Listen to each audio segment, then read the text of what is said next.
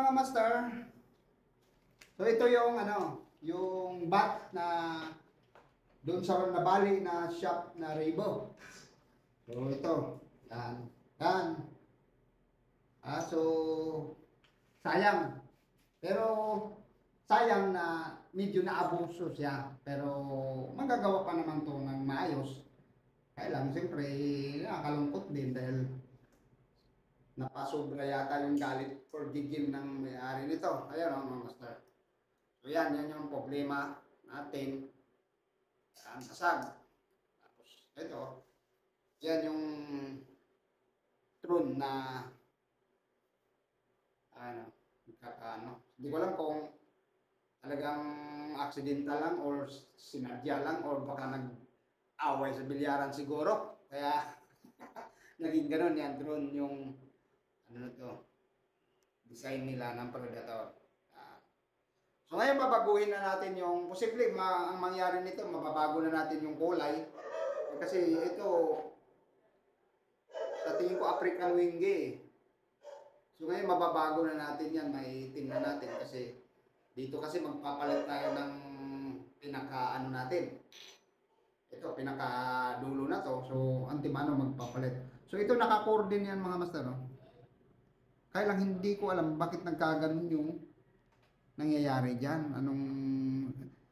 Siguro ito, ayan, may naka-insert kasi na carbon. Ay sorry, fibra. Okay, sa parte na yan. So ngayon nung binutas siguro yung carbon fiber na yan, sorry naman. Fibra na yan, nabutas siya. In-insert dito.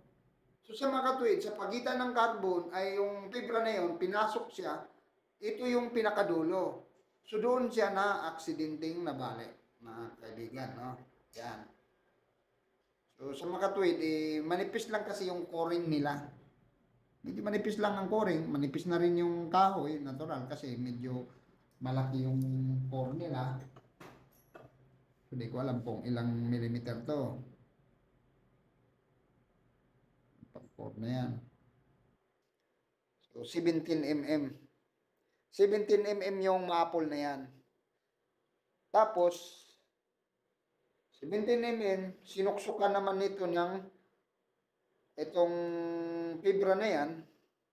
Kaya lang yan nga, sa pagitan lang ng kung saan na huminto yung pambutas at saka sinuksok yung fibra, so doon siya nabali. Pero hindi naman ganun ka simple lang na mabali yan kung hindi lang talaga na puwersa or mayroong mga sobrang lakas na nagagawa para siya magkakaroon ng bali. So, ayun, no, sayang din naman pero kaya pinagawa na lang ng may-ari kasi nanghinayang din siya doon. O baka kailangan lang niyang mailabas yung galit niya kaya hindi maiwasan. Okay, so mga master, abangan nyo na lang sa susunod na video natin. I-update ko kayo kung nagagawa ko ba o hindi itong throne na to. Okay, so maraming salamat po mga master.